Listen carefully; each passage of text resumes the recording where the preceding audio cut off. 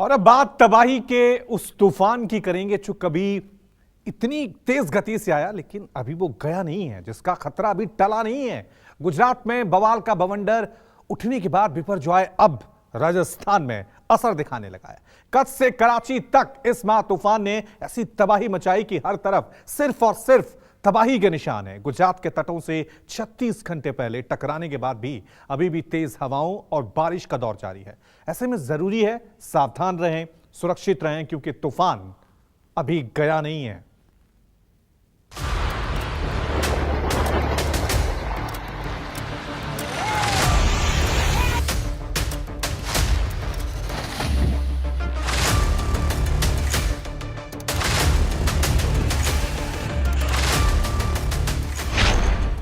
अभी भी बेकाबू है तूफान, जगह जगह तबाही के निशान।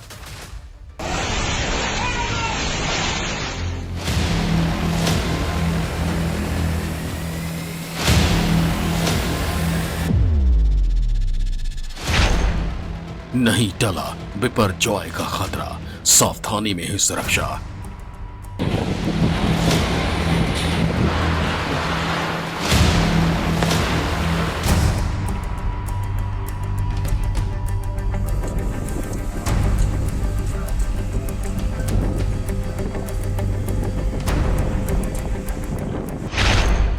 तेज बारिश, बवंडर और कहर, तबाही के बादल शहर शहर।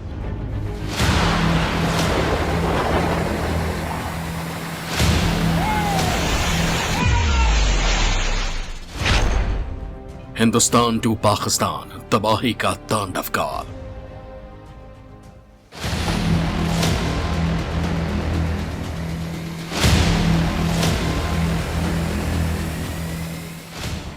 अरब सागर से महा तूफान उठा और सब कुछ बर्बाद करके चला गया।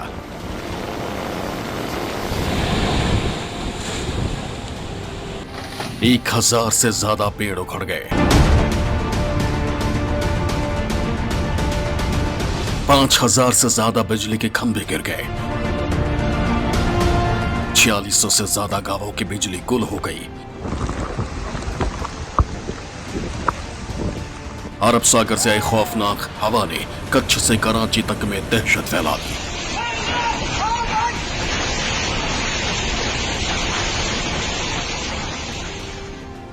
तेज हवाओं के साथ जमकर हुई बारिश ने तबाही मचा दी।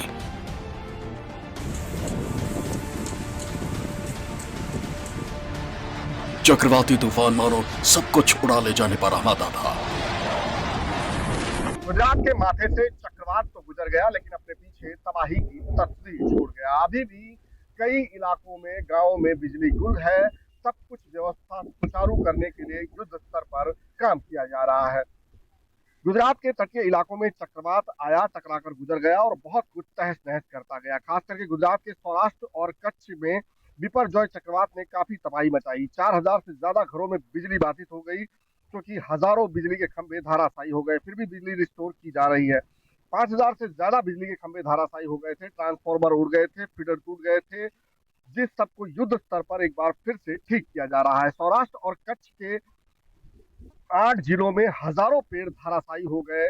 कई जगहों पर जल जमाव की स्थिति पैदा हो गई। कई निचले इलाके अभी भी पानी में डूबे हुए हैं। फिलहाल सरकार के लिए सबसे बड़ी चुनौती है कि जो भी चक्रवात की वजह से बर्बादी हुई है, जो तहस नहस हुआ है, जिसकी वजह से जिंदगी एक तरह से रुकी हुई है, उन तमाम व्यवस्थाओं को फिर से शुरू कर जिंदगी को एक बार फिर पटरी पर लौटाना है। और खास करके तटीय इलाकों में जिन लोगों को स्थानांतरित किया है।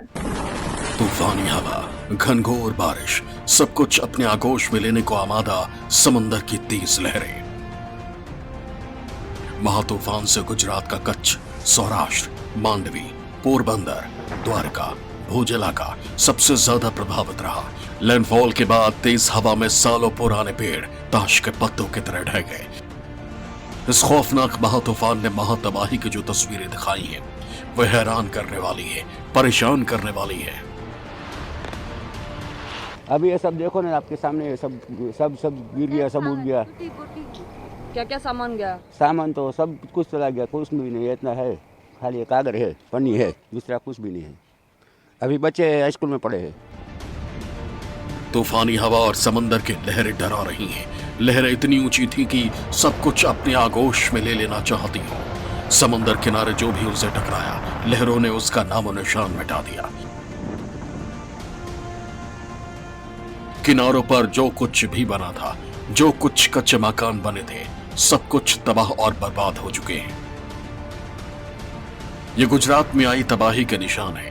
कच्छ और सौराष्ट्र के 8 जिलों में जिधर देखिए इसी तरह की तस्वीरें नजर आती हैं। इतना बड़ा तूफान गुजर गया, तबाही भी लाया। गुजरात में बिपरजॉय तूफान से भारी नुकसान हुआ है। इस बीच बिपरजॉय से हुए नुकसान का जायजा लेने के लिए केंद्रीय गृह मंत्री अमित शाह गुजरात पहुंच गए। गृह मंत्री अमित शाह ने इलाकों का जायजा लेने के बाद एसडीआरएफ और एनडीआरएफ कर्मचारियों से भी मुलाकात की। बिपरजॉय तूफान के दौरान टीम ने लोगों को बचाने के लिए काफी कोशिश की।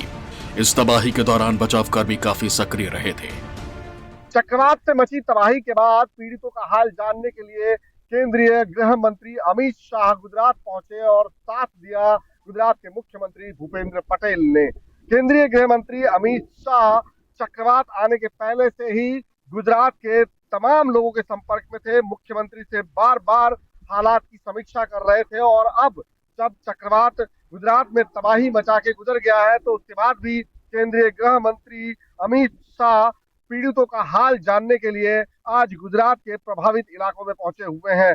गृह मंत्री अमित शाह सबसे पहले भुज एयरपोर्ट उतरे, वहां से वो जखौ पहुंचे। जखौ में उन्होंने पीड़ितों का हाल जाना। जखौ पोर्ट के आसपास जो काफी प्रभावित इलाके थे, इसके अलावा वो नलिया में किसानों से मिले क्योंकि उनकी बहुत ज्यादा फसलों का, पेड़ों का नुकसान हुआ है, उसका हाल उन्होंने जाना। उसके बाद वो पहुंचे मांडवी, क्योंकि मांडवी भी बहुत ज्यादा प्रभावित हुआ था। कई जगहों पर जल जमाव की स्थिति पैदा हुई थी। बिजली के खंभे, पेड़, घर, बहुत ज्यादा चीजें वहां पर डैमेज हुई हैं। और प्रधानमंत्री नरेंद्र मोदी रात में गुजरात के मुख्यमंत्री से आधी रात में ही तूफान के टकराने की पल पल की खबर लेते रहे। गृह मंत्री अपने दौरे रद्द करके हर 20 मिनट में तूफान को लेकर अपडेट पूछते रहे। रक्षा मंत्री तीनों सेनाओं के प्रमुखों से बात करते रहे और हर मुश्किल वक्त की जानकारी लेते रहे और निर्देश देते रहे। गुजरात के मुख्यमंत्री हर वक्त कंट्रोल रूम में बैठकर अपने राज्य के तटों से टकराते हुए तूफान की हर खबर पर पैनी नजर बनाए रहे। ऐसी निगरानी महा तूफान की हुई, जहां 150 किलोमीटर की रफ्तार से आए तूफान के बीच कोई बड़े नुकसान की खबर देश को अब तक नहीं मिली।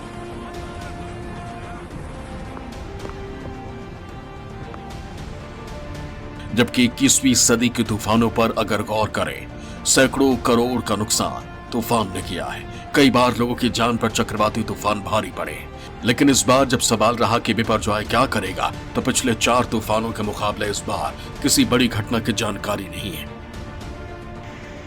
150 किलोमीटर की रफ्तार से आए तूफान के आने पर न जाने क्या क्या हो जाने का डर था। वहां सिर्फ पेड़ और बिजली के खंभे टूटते गिरते हुए नजर आए। दुकानें समंदर किनारे टूटते बिखरते हुए नजर आई, लेकिन बड़ी जनहानि से देश बच गया। क्यों? क्योंकि भारत ने तूफानों से लड़ना सीख लिया है। जहां समंदर के किनारे रहने वालों को पहले ही सुरक्षित स्थानों पर पहुंचा दिया गया था। गुजरात गवर्नमेंट ने काफ़ी डिटेल में स्टडी किया था कि कोस्ट से टच करते हुए पहले 5 किलोमीटर्स में कितने गांव हैं, 5 से 10 में कितने गांव हैं, उसमें लो लाइंग एरिया कितने हैं जो फ्लडिंग होने की जहां पॉसिबिलिटी ज़्यादा है, इसलिए वहां से लोगों को पहले इवैक्यूएट किया गया था। तो 1 लाख से अधिक लोगों को निकाला गया वहां से। उसी के कारण काफ़ी सुरक्षा रही और कोई जान हमने नहीं खोई। तो हमारी टीमें और राज्यों में तैनात हैं। कर्नाटका में हमारी 4 टीमें हैं, महाराष्ट्र में हमारी 5 टीमें तैनात हैं और काफ़ी टीमें हमारे पास वहाँ रिजर्व में भी हैं। इसके सिवा यूनियन टेरिटरी ऑफ दीव में एक टीम हमारी तैनात है। तो इस तरह हमने इन सब एरियाज का जो इम्पैक्टेड थे उनका ध्यान रखा है। तूफान गुजरा तो तेज बारिश की वजह से कच्छ से द्वारका तक, मोरबी से जामनगर तक चारों तरफ पानी भरा दिखा।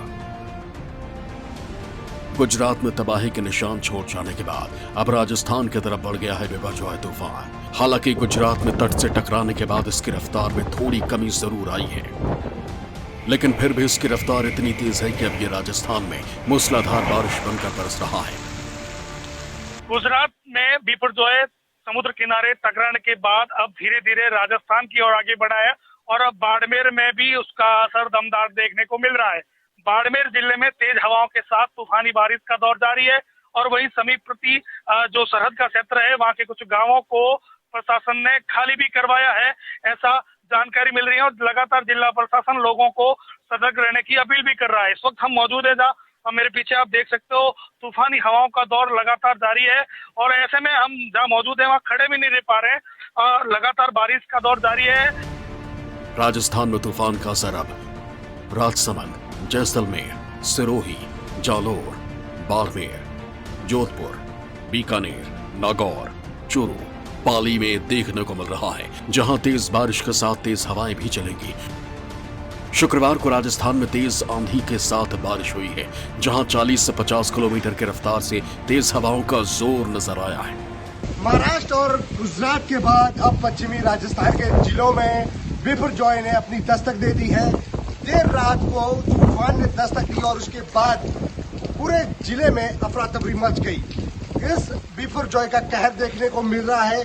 जगह जगह विद्युत पोल गिर चुके हैं, विद्युत लाइनें गिर चुकी है, आवागमन बंद हो चुके हैं और जो पेड़ है वो धराशायी हो चुके हैं। हम कानू गांव से गुजर रहे थे, हम आपको बता दें कि यहाँ पर तेज बारिश के बाद ये विद्युत लाइन है वो पूरी तरह से नीचे गिर चुकी है, जिसके कारण यहाँ पर आवागमन भी बंद कर दिए गए हैं। जिस तरह से जिला कलेक्टर ने लगातार बैठकों का दौर किया, अधिकारी जो उच्च अधिकारी थे उन्होंने भीमाल, रानीवाड़ा, जालोर, चांचोर में बैठकों का आयोजन किया और लोगों को जागरूक किया कि जो बिपरजॉय है वो कितना खतरनाक हो सकता है, इसलिए लोगों को अपने घरों पर ही रहना चाहिए।